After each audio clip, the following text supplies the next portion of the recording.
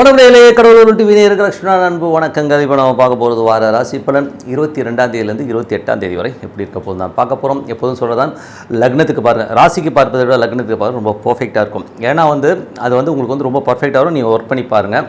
அதே மாதிரி இந்த வீடியோவில் ஃபஸ்ட்டு பார்த்திங்கன்னா அந்த பொது பலன்கள் இருக்கும். அதுக்கப்புறம் தசா புத்தி பலன்கள்னு ஒன்று சொல்லுவோம். ஸோ உங்களுக்கு என்ன தசா புத்தி அந்த நடக்குதோ அதை நோட் பண்ணி வச்சுட்டு அதையும் மிங்கிள் பண்ணி பார்த்தீங்கன்னா ரொம்ப பர்ஃபெக்டாக இருக்கும். இந்த வீடியோட எண்டில் டிப் ஆஃப் த வீக் இருக்குது, மறக்காமல் பாருங்கள். மீனராசி. ஸோ மீனராசிக்கு எப்படி இருக்கும்னு உங்களது ராசியாதிபதி, அதாவது மீனத்தை பொறுத்தவரை பார்த்திங்கன்னா கொஞ்சம் சுக்கிரன் உச்சமாக இருக்கும்போது கொஞ்சம் தேவையில்லாத ஒரு டென்ஷன் ஸ்ட்ரெஸ், பெண்கள் சம்மந்தமான விஷயங்கள், அக்கம் பக்கத்து வீடு சம்மந்தமான விஷயங்கள் ஒரு டென்ஷன் ஸ்ட்ரெஸ் இருக்கிறதுக்கான வாய்ப்புகள் இருக்கிறனால கொஞ்சம் கவனமாக இருக்கும். அதுவும் புதனுடைய சாரத்தில் இருக்கும்போது சொத்துக்கு சம்மந்தமான விஷயம், சொத்துக்கள் கொடுக்கல் வாங்கல் சம்மந்தமான விஷயங்களை மன உளைச்சல்கள் வருவதற்கான வாய்ப்புகள் கொஞ்சம் கவனமாக இருக்கக்கூடிய ஒரு காலகட்டங்கள். ஸோ உங்களது ராசியாதிபதி குரு 2லிருந்து சூரியனுடைய சாரத்தில் வேலையில் நல்ல ஏற்றங்கள், நல்ல மாற்றங்கள், நல்ல ஒரு அங்கீகாரம் கிடைக்கிறதுக்கான வாய்ப்புகள்லாம் ரொம்ப நல்லா இருக்குது. உங்களுக்கு ஒரு பதவி உயர்வுகளோ பதவியில் ஒரு நல்ல அங்கீகாரமாக கிடைக்கிறதுக்கான வாய்ப்புகள் ரொம்ப நல்லா இருக்குது. ஸோ அதனால் நல்ல ஒரு விஷயங்கள் தான். அதுக்கப்புறம் பார்க்கும்போது உங்களுக்கு 3-8ஆம் அதிபதி சுக்கிரன் உங்களது ராசியிலே இருக்கும்போது மன உளைச்சல், தேவையில்லாத பெண்கள் சம்மந்தமான விஷயம் தலையிடாமல் இருக்கிறதுனால, நீங்களே பெண்ணாக இருந்தீங்கன்னா போகிற இடங்களில் கொஞ்சம் கேர்ஃபுல்லாக இருக்கின்றது ரொம்ப அவசியம். 4ஆம் அதிபதி. ஸோ 4ஆம் அதிபதியான புதன். ஸோ 4ஆம் அதிபதியான 4-7ஆம் அதிபதி புதன் பார்த்திங்கன்னா உங்களுக்கு ராசியிலே நீச்சமாக இருக்கும்போது மனைவி மற்றும் தாயார் சம்பந்தமான விஷயங்கள் சின்ன சின்ன மன வருத்தங்கள் வருவதற்கான வாய்ப்புகள் ரொம்ப கவனமாக இருக்கணும். தேவையில்லாத பிடிவாதத்தை விட்டிங்கன்னா எல்லாமே சரியாயிடும். அதுக்கப்புறம் பார்த்திங்கன்னா உங்களுக்கு 5ஆம் அதிபதியான சந்திரன். 5ஆம் அதிபதியான சந்திரன் ரொம்ப சிறப்பான குழந்தைகள் சம்பந்தமான விஷயம் ரொம்ப சிறப்பாக இருக்கும். கலைஞர்களுக்கு ஒரு பெரிய வெற்றிகள், சந்தோஷங்கள் இருக்குங்க. ஸோ அது ரொம்ப நல்லாயிருக்கு. 6ஆம் அதிபதி சூரியன் 2ல் ஆட்சி பலத்தோடு உச்சமாக இருக்கிறது நல்ல வேலையில் நல்ல அங்கீகாரம், நல்ல ஒரு வளர்ச்சி, நல்ல கடன் கேட்ட இடத்துல கிடைக்கிற நல்ல ரொட்டேஷன்லாம் ரொம்ப சிறப்பாக இருக்கும். ஸோ 7ஆம் அதிபதியான புதன் பார்த்திங்கன்னா நீச்சமாக இருக்கும்போது கணவன் மனைவியினுள்ள பேச்சுவார்த்தைகளில் கொஞ்சம் ஒரு பிடிவாதம், தேவையில்லாத பேச்சுக்கள்லாம் வருவதனால் கொஞ்சம் கவனமாக இருந்துக்கணும். அதுக்கப்புறம் பார்க்கும்போது 8ஆம் அதிபதி சுக்கிரன் நீச்சமாக இருக்கும்போது கொஞ்சம் பார்த்து பேசுங்க.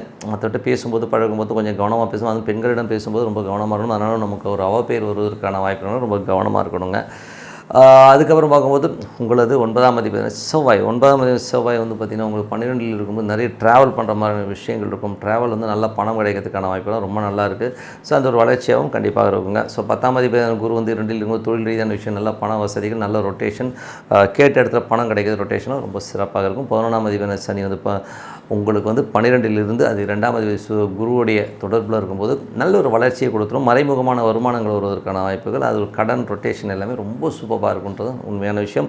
இதுவரை பார்த்தது பொது பலன்கள். இதுக்கு தசாபுத்தி பலன்கள். ஸோ தசாபுத்தி பலன்கள் பார்த்திங்கன்னா மீன லக்னம், சூரிய தசாபுத்தி அந்த நடங்களுக்கு 6ஆம் அதிபதி சூரியனுடைய விஷயங்கள் 2ல் இருக்கும்போது வேலையில் நல்ல ஏற்றங்கள், நல்ல லாபங்கள், அடுத்தடுத்த ஒரு இன்கம் வருவதற்கான வாய்ப்புகள்லாம் நல்லாவே இருக்குது.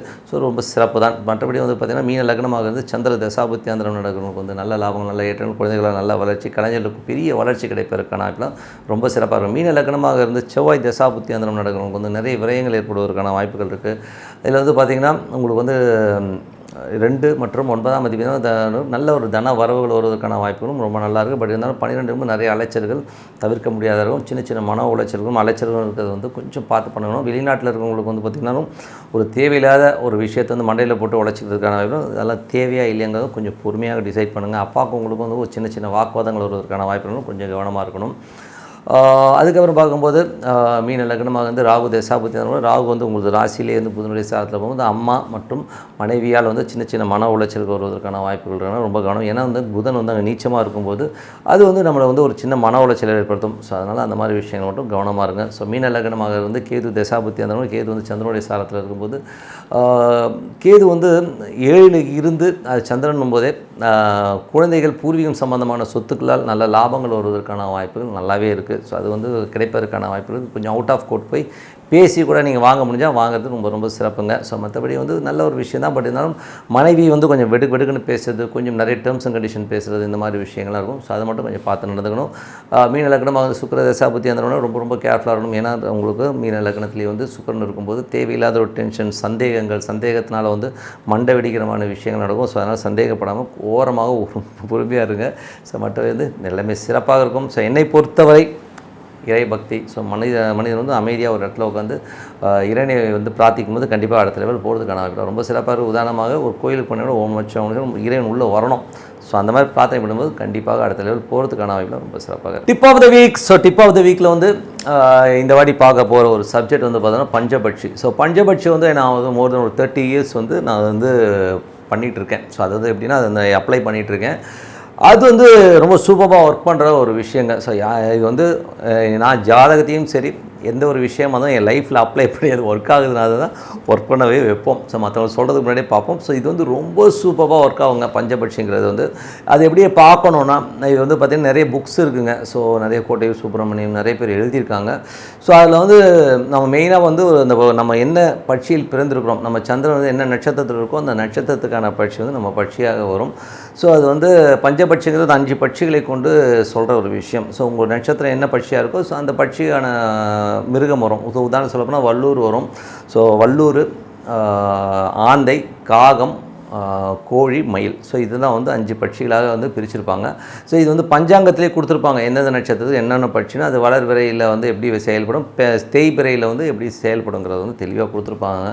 ஸோ இதை நீங்கள் வந்து அரசு ஊன் இதில் வந்து நீங்கள் ஒரு காரியம் செஞ்சீங்கன்னா கண்டிப்பாக வந்து அது பெரிய வெற்றியை தருதுங்கிறது தான் உண்மையான விஷயம். ஸோ கூடவே வந்து பார்த்திங்கன்னா உங்கள் லக்னத்து பட்சியும் இணைச்சி பார்த்து ரெண்டுத்தையும் வந்து மிங்கிள் பண்ணி பார்க்கும்போது அது ரொம்ப பெரிய வெற்றிகளை கொடுக்குறது தான் உண்மையான விஷயம். ஸோ வந்து பட்சி சாஸ்திரம் ரொம்ப சிறப்பான விஷயம். இன்னும் டெப்த்தாக நிறைய விஷயங்கள் வந்து பட்சி சாஸ்திரத்தில் இருக்குது. நிறைய பேர் சொல்லுவாங்க பஞ்சபட்சியும் சரமும் தெரிஞ்சவன்ட்டு விளையாடாதுன்னு சொல்லுவாங்க. அது காரணம் அப்படி இல்லை. அது வந்து நீங்கள் கரெக்டாக அப்ளை பண்ண ஆரம்பித்தா உங்களுக்கு வெற்றிகள் வந்து கண்டினியூவாக வந்துட்டுருக்கும்.